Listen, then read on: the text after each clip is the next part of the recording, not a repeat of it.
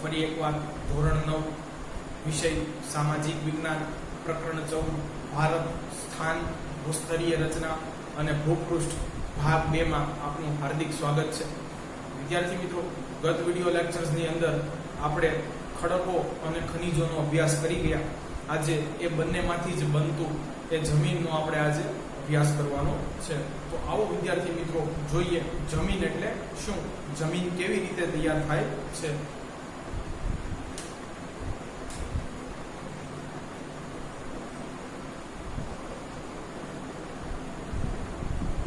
વિદ્યાર્થી મિત્રો, શરૂઆતની છે એકાદ બે વાક્યમાં પહેલા પ્રસ્તાવના બાંધવાનો પ્રયત્ન કર્યો છે, પછી છે જમીનની વ્યાખ્યા કંઈક સમજવાનો પ્રયાસ કર્યો છે. તો આપણે એ પણ જોઈએ. કે છે જમીન ખેતી માટે મૂળભૂત સંસાધન છે. વાત પણ સાચી છે વિદ્યાર્થી મિત્રો, પણ આ વાક્ય સમજતા પહેલા આપણે પહેલા સંસાધન એટલે શું, વોટ ઇઝ રિસોર્સ એ અભ્યાસ કરી લઈએ. તો માનવીને ઉપયોગી સાધન એને સંસાધન કહી શકાય. પાણી ઉપયોગી છે મનુષ્યને, તો કે હા છે, તો કહી દો એને જળ સંસાધન.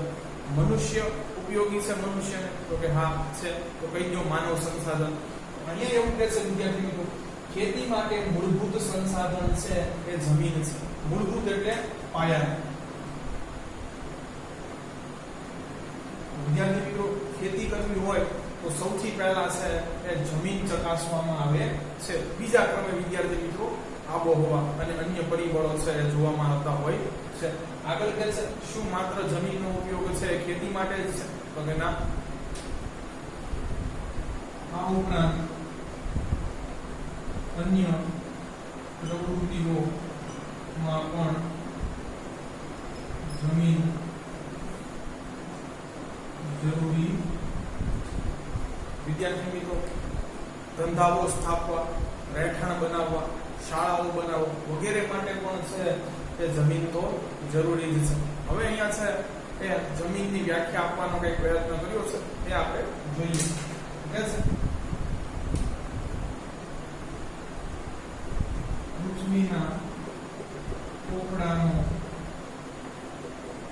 પાતળો ભાગ કે જે જૈવિક અને અજૈવિક દ્રવ્યો ધરાવે છે તેને જમીન કહે છે. વિદ્યાર્થી મિત્રો, આ પણ સમજવા જેવું છે. શું કે છે પૃથ્વીના પોપડાનો પાતળો ભાગ. આપણે ધોરણ 8 માં અભ્યાસ કરી ગયા કે મૃદાવરણની જાડાઈ તો 64 કિલોમીટર થી 100 કિલોમીટર જેટલી છે. તો આ પૃથ્વીનો આખો પોપડો છે એને આપણે જમીન ન ગણી શકીએ. પણ આ જે અપર ક્રસ્ટ છે એનું ઉપરનું પાતળું એવું લેયર છે જે અમુક જ સેન્ટીમીટર સુધી ફળદ્રુપ છે. એ શા માટે ફળદ્રુપ છે, એની ઉપર શા માટે ખેતી વગેરે કરી શકાય છે, વૃક્ષો વનસ્પતિ ઉગે છે, એની ચર્ચા હમણાં આપણે કરીશું. તો એને જ ખાલી જમીન કહી શકાય છે. અને એ ઉપરનું જે પાતળો ભાગ કે સ્તર છે એ શેનું બનેલું છે, એમ કહે છે તો કે જૈવિક અને અજૈવિક દ્રવ્યો બંનેનું બનેલું છે. અહીંયા વિદ્યાર્થી મિત્રો છે એ જૈવિક એટલે એવો પદાર્થ કે જેની અંદર જીવ છે. તો યાદ કરો વિદ્યાર્થી મિત્રો, ધોરણ 8 ની અંદર વિજ્ઞાનમાં આપણે એ પણ ભણી ગયા કે જમીનની અંદર પણ સૂક્ષ્મ જીવો આવેલા હોય છે, જે એનો જૈવિક ભાગ છે. આ ઉપરાંત વિદ્યાર્થી મિત્રો જીવજંતુઓ રહેલા હોય છે.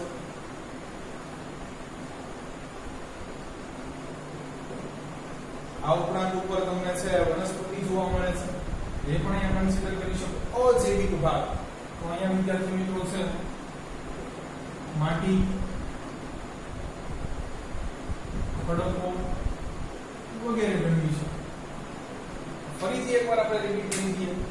જમીન એ પૃથ્વીના પોપડાનો એ ભાગ છે, એવું પાતળું સ્તર છે કે જે જૈવિક અને અજૈવિક દ્રવ્યો કે તત્વો બંને ધરાવે છે. આગળ જોઈએ વિદ્યાર્થી મિત્રો.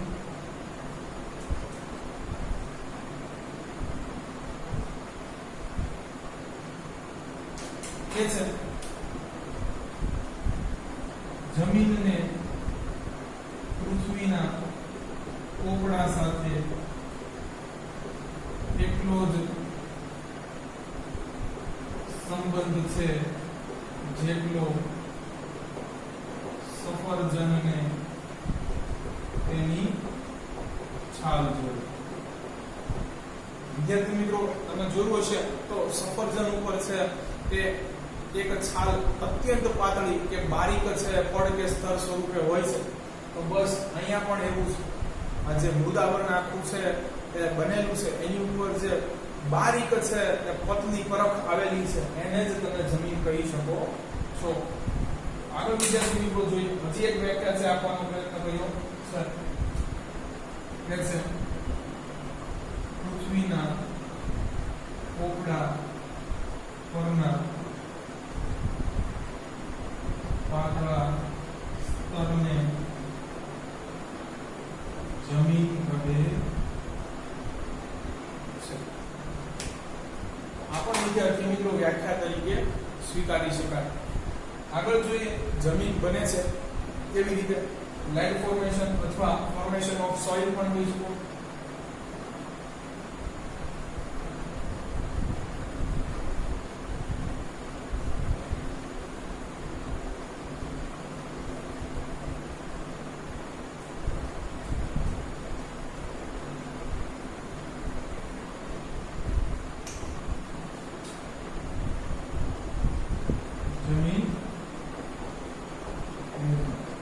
વિદ્યાર્થી મિત્રો, જમીન નિર્માણની પ્રક્રિયા છે એ સમજાવતા પહેલા જણાવી દઉં કે જમીન નિર્માણ છે એ કોઈ ટૂંકા ગાળાની પ્રક્રિયા નથી. આમાં કરોડો વર્ષો છે એ લાગી જાય છે. એ ફરી પાછું તમે છે ધોરણ 10 માં પ્રકરણ નંબર 8 માં અભ્યાસ કરીશો. કે છે જમીન તૈયાર થવાની પ્રક્રિયા ખૂબ લાંબા ગાળાની છે, એટલે કરોડો વર્ષ. ચાલો હવે તો કે જમીન બને છે કેવી રીતે એનો અભ્યાસ કરીએ. કે છે જમીન ખડકોના ખવાણથી તૈયાર થતી નીપજ છે. વિદ્યાર્થી મિત્રો, જમીન છે એ કેવી રીતે બને છે? એને ચોખ્ખું કહી દીધું કે ખડકોના ખવાણ થવાથી, ખડકોને ઘસારો લાગવાથી છે એ તૂટે છે નાના ભાગમાં અને એનાથી છે જમીન બને છે. આપણે એટલું યાદ રાખવું. ચાલો હવે એ સમજવાનું રહ્યું કે ખડકોનું ખવાણ છે એ કરનારા પરિબળો કયા છે. તો એનો અભ્યાસ કરી લઈએ.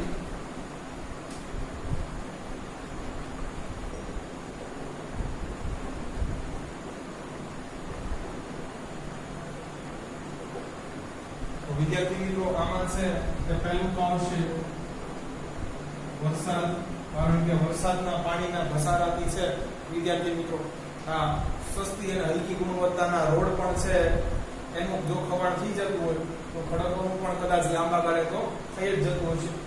આગળ કહે છે વિદ્યાર્થી મિત્રો હિમ, એ પણ ગણી શકાય. પછી કહે છે તાપમાન. વિદ્યાર્થી મિત્રો, ચોમાસામાં પણ તમે જોશો કે જ્યારે વરસાદ છે એ વહી ગયા પછી ખાસો એવો તડકો નીકળે છે ત્યારે ગારામાં પણ છે ખવાણ જોવા મળે છે. તો તાપમાન દ્વારા પણ લાંબા ગાળે ખવાણ થાય છે. પછી કહે છે હવા, હવા દ્વારા પણ ઘસારો લાગે છે, એ વાત પણ સાચી છે. પછી કહે છે જીવજંતુ, એ પણ ખડકના ખવાણનું કામ કરે છે. પછી તો કે છે નદીઓનું પાણી ગણી શકાય.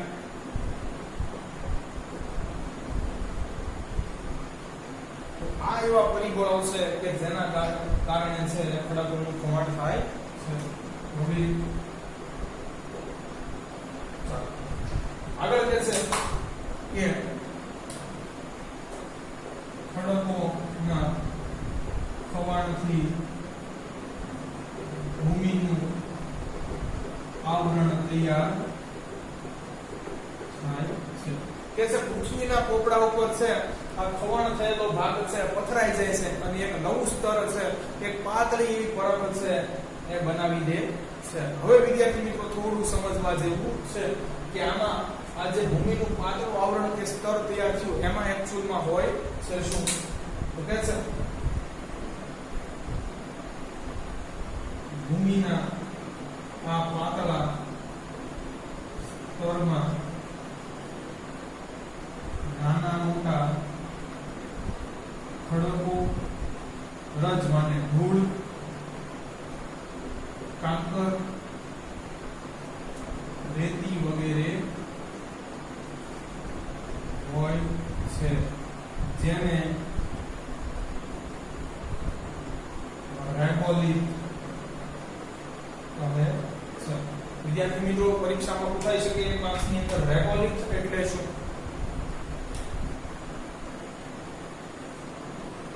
તો ખાસ વિસ્તૃત રીતે લખવાનું કે છે ભૂમિના પાતળા સ્તરમાં. હવે ભૂમિનું સ્તર કેવી રીતે છે તે તૈયાર છે તો કે છે ખડકોના ખવાણથી. તો લખવાનું ખડકોના ખવાણથી તૈયાર થયેલા ભૂમિના આ પાતળા સ્તરમાં નાના મોટા ખડકો, રજ માને ધૂળ, કંકર, રેતી વગેરે હોય છે તેને રેગોલિથ કહે છે. વિદ્યાર્થી મિત્રો અહીંયા જુઓ એક પણ જૈવિક દ્રવ્ય કે ઘટક કે જૈવિક પદાર્થ છે નહીં.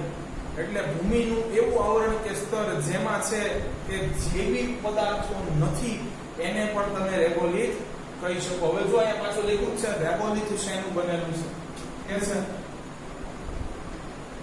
રેગોલિથ ખનિજ દ્રવ્યોનું બનેલું છે. ઓબ્વિયસલી અંદર મિનરલ્સ હોવાના કારણ કે છે રેગોલિથ બન્યું છે શેનાથી? ખડકોના ખવાણથી. અને ખડકો શેના બનેલા છે આપણને ખબર છે ઓકે ખનિજોના. ચાલો વિદ્યાર્થી મિત્રો હવે કાળક્રમે તેમાં શું થાય છે અને જમીન કેવી રીતે બને છે એ જોઈએ.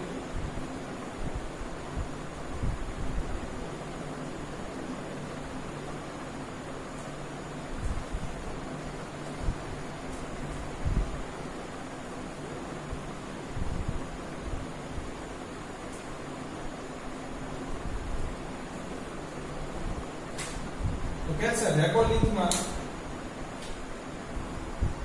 સમય જતા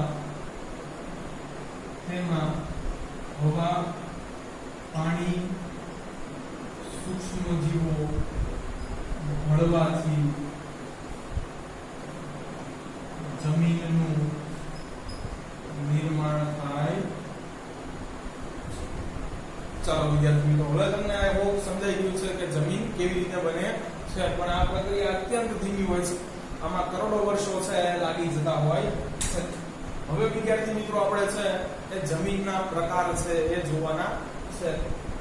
તો આવું જોઈએ જમીન કેટલા કેટલા પ્રકારની છે.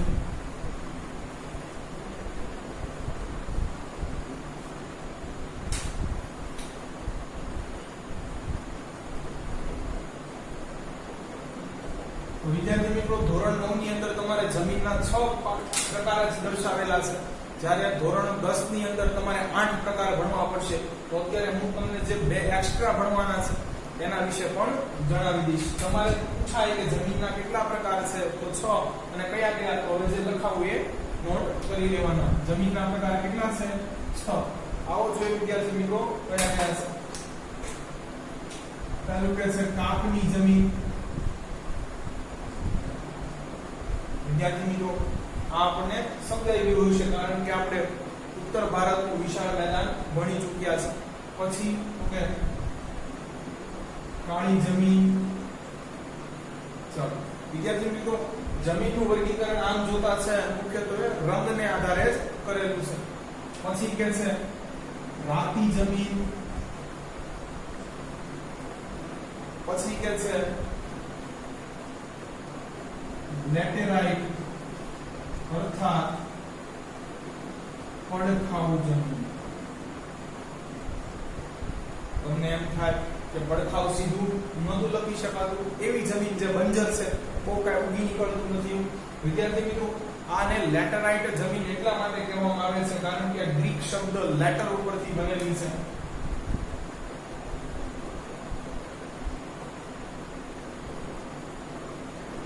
જેનો મતલબ થાય છે ઈંટ. ઈંટનો જેવો રંગ હોય છે એવો જ રંગ છે એ આનો હોય છે. વિદ્યાર્થી મિત્રો વરસાદ વરસતા આ છે એ નરમ બની જાય છે અને બાકીની ઋતુઓમાં છે એ કઠણ હોય છે.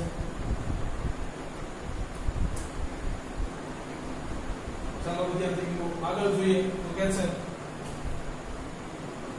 પર્વતીય પ્રકારની જમીન. એ હિમાલયના ઢોળાવોમાં આપણને ઉચ્ચ પ્રદેશોમાં જોવા મળશે. પછી કે છે રણ પ્રકારની જમીન.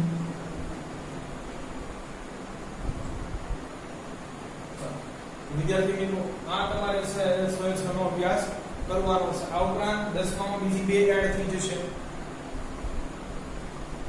દલદલીય કે પીટ પ્રકારની જમીન. વિદ્યાર્થી મિત્રો કે જે છે એક ગારાની બનેલી છે અને માર્શી અથવા પીટ સોઇલ કહેવાય છે. તો આ છે સુંદરવનનો જ્યારે આપણે અભ્યાસ કરીશું ત્યારે હું તમને સમજાવીશ. તો છે ગારાની બનેલી જમીન હોય છે કે જેમાં ભેજનું પ્રમાણ છે એ અત્યંત વધારે હોય છે. અને પછી કે છે જંગલ પ્રકારની જમીન.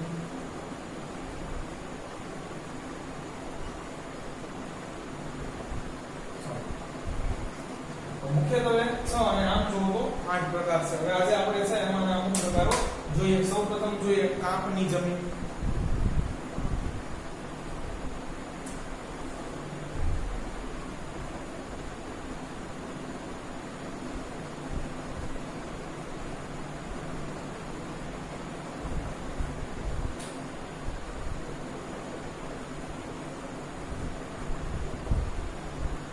વિદ્યાર્થી મિત્રો કહે છે કાપની જમીનને બે ભાગમાં વહેંચી શકાય છે. આવો જોઈએ કયા કયા.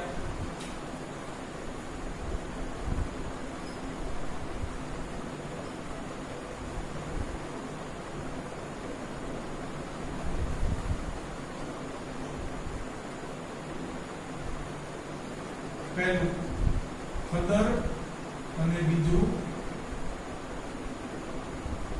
બાંગર. વિદ્યાર્થી મિત્રો બંને છે એનો આપણે સચોટ અભ્યાસ કરી ચૂક્યા છે.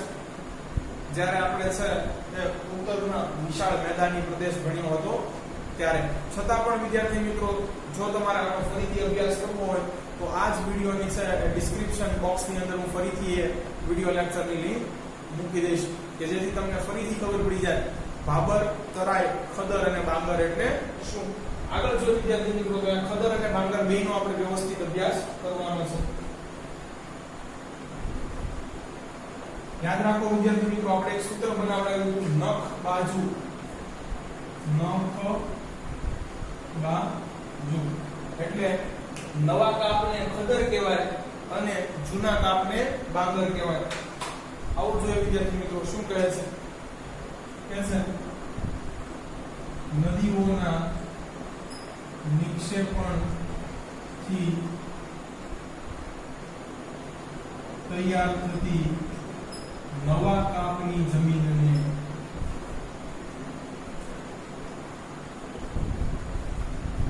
ખદર કહે છે. વિદ્યાર્થી મિત્રો જે નદી પોતાની સાથે નવો કાપ છે સદંતર ઘસડી લાવે છે અને એનાથી છે જે જમીન રચાય છે એને આપણે ખદર કહીએ છીએ. કે છે ખદર પ્રકારની જમીનમાં રેતીનું પ્રમાણ વધારે હોય છે અને આ નદીના નજીકના વિસ્તારમાં આવેલી હોય કે દૂર વિસ્તારમાં એ પણ આપણને ખ્યાલ હોવો જોઈએ. જૂની ફિગર યાદ કરો તો શું કહે છે આવો જોઈએ. તે પૂરના મેદાનોની બનેલ હોય નદીના વહેણ વિસ્તારની નજીક આવેલી હોય. વિદ્યાર્થી મિત્રો પૂરના મેદાન તો તમને ખ્યાલ જ હશે કે ચોમાસામાં છે કે કોઈ પણ નદીનો જળ જથ્થો છે એ વધી જતો હોય છે અને જે એક્સ્ટ્રા ભાગ છે એ કવર કરી લે એને છે એ પૂરના મેદાનો કહે છે.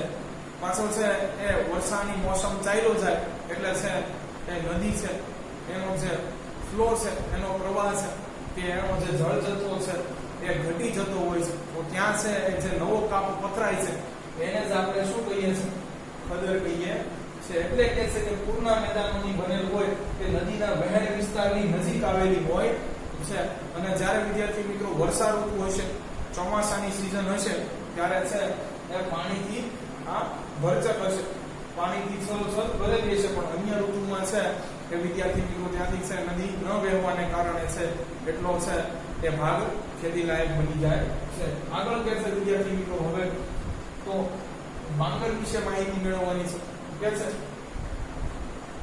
નદીઓના ખીણ પ્રદેશના ઉપરવાસમાં જૂના કાપની બનેલી જમીનને બાંગર કહે. હવે તમને એમ થાય ઉપરવાસ છે અને શબ્દ લીધો તો યાદ કરો વિદ્યાર્થી મિત્રો આપણે છે એ ભણી ગયા કે બાંગર છે એ ક્યારે અને કેવી રીતે છે નિર્માણ પામી છે કે જ્યારે છે એ જળ જથ્થો ખૂબ વધી ગયો હશે ત્યારે વિદ્યાર્થી મિત્રો છે એ આ ભાગે પણ છે કાપ નદીએ પાથરો હશે પૂર આવવાથી મેબી છે આવું કદાચ બન્યું હોય પછી શું થાય તો કે છે નદીનો જે વહેણ વિસ્તાર છે એ ઓછો થઈ જાય એટલે નદી અહીંયા શું કરતી જશે તો કે અહીંયાથી છે પોતાની સાથે કાપ છે ઘસરતી જશે એટલે બંને બાજુનો જે વિસ્તાર છે એ ઊંચો થઈ જશે અહીંયા છે નદી આ ભાગ છે એમાંથી કાપ પોતાની સાથે છે એ આગળ લઈ અને લેવલ કરતી જશે જ્યારે આ બે ભાગ છે એ ઊંચા થઈ ગયેલા હશે એટલે છે એને નદીઓના ખીણ પ્રદેશનો ઉપરવાસ છે અહીંયા કીધો છે અને જૂનો કાપ કીધો છે કેમ કે આવું તો પૂર આવવાથી કદાચ બન્યું હશે દર વર્ષે તો આવું બનતું નથી એ જમીન છે એને બાંગર કહે છે. બેટર એ છે કે તમે ફરીથી એ વિડિયો જોઈ લેજો જો તમને ખદર અને બાંગર છે એ ન સમજાતું હોય તો. હવે તો કે અહીંયા છે બાંગરના લક્ષણો કીધા છે કે છે તે ચીકણી અને ઘેરા રંગની હોય છે. વિદ્યાર્થી મિત્રો ઘેરો રંગ એટલે ભૂખરો રંગ હિન્દીમાં એને ગેરુવા રંગ કહેવાય છે એ કે છે તે ચીકણી હોય છે અને ઘેરા રંગની હોય છે તો આ એક વિશેષતા યાદ રાખવી જોઈએ. ઓલામાં વિશેષતા શું હતી તો કે છે રેતીનું પ્રમાણ વધારે હોય છે રેતાળ જમીન સહેજ હોય છે. આગળ વિદ્યાર્થી મિત્રો જોઈએ ખદર અને બાંગર વિશે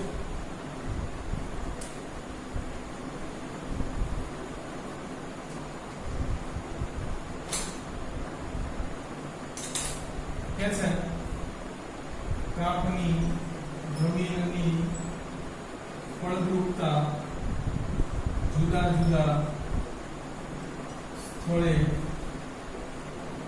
જુદી જુદી હોય છે. હવે તમને એમ થશે કે આવું કેમ છે તો કાપની જમીન છે કે નદીઓના નજીકના જ વિસ્તારમાં તટીય ક્ષેત્રમાં જ તો નદી કેવા પ્રકારનો છે કે કાપ પોતાની સાથે ઢસડી લાવે છે એના ઉપર અહીંયા આધાર રાખે છે. જો નદી છે એ પોતાની સાથે ઢસડેલો કાપ છે એ પોષક તત્વો સભર હશે તો એ જમીન વધારે ફળદ્રુપ હશે અન્યથા ઓછી ફળદ્રુપ હશે. કોઈ પણ શું કે છે એકંદરે છે આ જમીન ખૂબ ફળદ્રુપ હોય છે.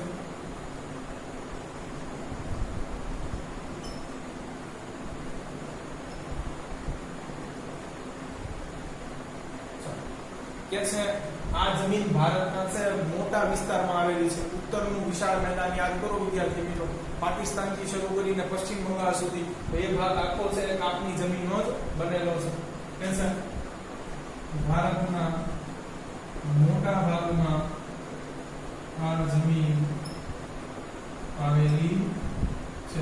વિદ્યાર્થી મિત્રો ભારતની કુલ જમીની વિસ્તારના છે 43% છે એ કાપની જમીન રોકે છે. આ તમારે લખવું હોય તો પણ લખી શકો. તો ભારતની જો જમીની વિસ્તાર છે એને આપણે 100% ગણી લઈએ તો એનો 43% ભાગ છે એ કાપની જમીનનો બનેલો છે. આવો વિદ્યાર્થી મિત્રો જોઈએ કયા રાજ્યો છે કે કાપની જમીન ના બનેલા છે. તો પશ્ચિમથી શરૂ કરીએ પંજાબ, પછી કે છે ઉત્તર પ્રદેશ, પછી કે છે આગળ બિહાર, પશ્ચિમ બંગાળ વગેરે રાજ્યો કાપની જમીનથી બનેલા છે. વિદ્યાર્થી મિત્રો, જે રાજ્યની અંદર કૃષિનું પ્રમાણ વધારે હોય ત્યાં તમારે માની લેવાનું કે અહીંયા લગભગ છે એ કાપની જમીન હોવી જોઈએ. તો છે અહીંયા આપણી કાપની જમીન છે પૂરી થાય છે. હવે આપણે કાળી જમીનનો અભ્યાસ કરીએ.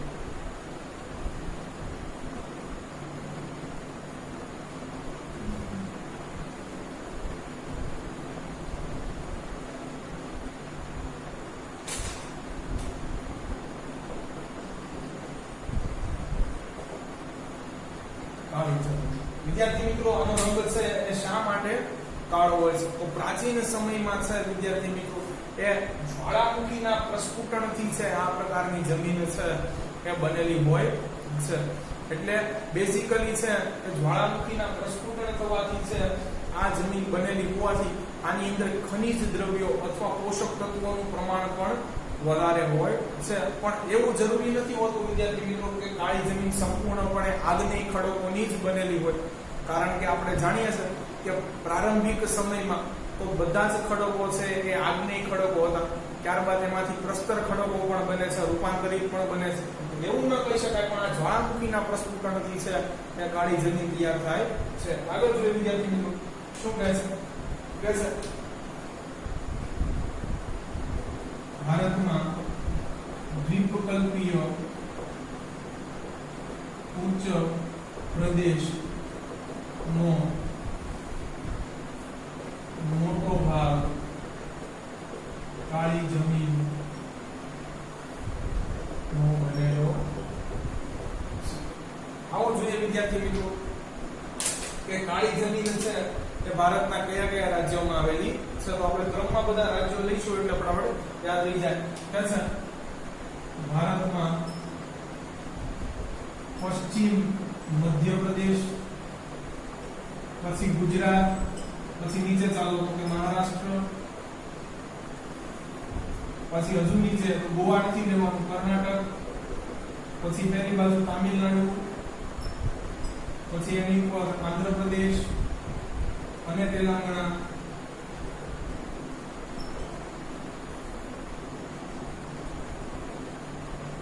રાજ્યોમાં આ જમીન આવેલી. વિદ્યાર્થી મિત્રો, ભારતના છે એ કુલ જમીની વિસ્તારના છે એ લગભગ 15% વિસ્તારમાં કાળી જમીન આવેલી છે. આ પણ તમે નોટ કરી શકો. કુલ જમીની વિસ્તારના છે 15% એ કાળી જમીન રૂપે છે. આગળ વિદ્યાર્થી મિત્રો, કાળી જમીન છે એના ગુણધર્મો છે એ જોઈ લઈએ.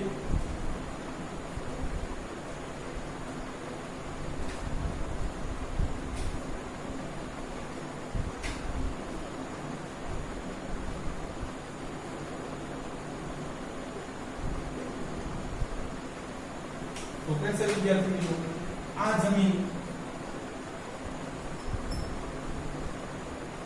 ચીકણી અને કસવાળી છે અથવા હોય છે. હવે વિદ્યાર્થી મિત્રો, આ કસ એટલે શું? તો કસવાળી એટલે છે અંદર પોષક તત્વોનું પ્રમાણ, પોષક દ્રવ્ય કે ખનિજ દ્રવ્યનું પ્રમાણ છે કંઈક વધારે હોય છે. ખાસ આ ધ્યાન રાખવાનું. અર્થાત ખનિજ દ્રવ્યોનું પ્રમાણ વધુ, એટલે ફળદ્રુપ પણ વધુ તમે ગણી શકો વિદ્યાર્થી મિત્રો. ચાલો આગળ શું કરશે? તેની ભેજ ગ્રહણ ક્ષમતા વધારે હોય છે. એટલે લાંબો સમય સુધી વિદ્યાર્થી મિત્રો ભેજ છે એ સાચવી શકે છે. તો આ પણ એક છે એક ક્વોલિટી નોટ કરવા જેવી છે. હા, કાળી જમીન શા માટે છે એ વિદ્યાર્થી મિત્રો કસવાળી હોય છે. તો મેં તમને કીધું એમ કે જ્વાળામુખીના પ્રસ્ફુટનથી જ આ જમીન છે એ તૈયાર થયેલી હોય છે, એવો એનો ઇતિહાસ હોય છે. એટલા માટે હોય છે. ચીકણી શા માટે હોય છે? તો કે લાંબો સમય છે એ ભેજ જાળવી રાખે છે. આગળ જોઈએ, આ પ્રકારની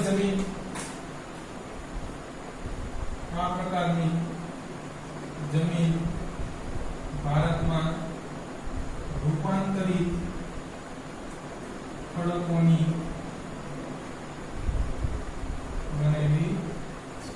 ચાલો વિદ્યાર્થી મિત્રો, આ જમીન છે કયા પાક માટે સૌથી અનુકૂળ છે એ અવારનવાર પૂછાય છે. કે છે કાળી જમીન કપાસના પાક માટે અનુકૂળ હોય તેને બે નામથી પુકારવામાં આવે છે. તો સીધું કપાસની કાળી જમીન,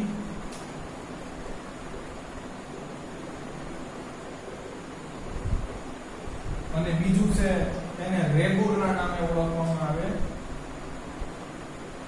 આ નામ પણ એક યાદ રાખવું જોઈએ.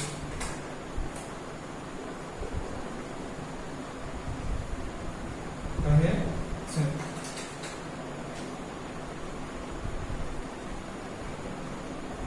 તો વિદ્યાર્થી મિત્રો, અહીંયા આપણી છે એ કાળી જમીન પણ પૂરી થાય છે.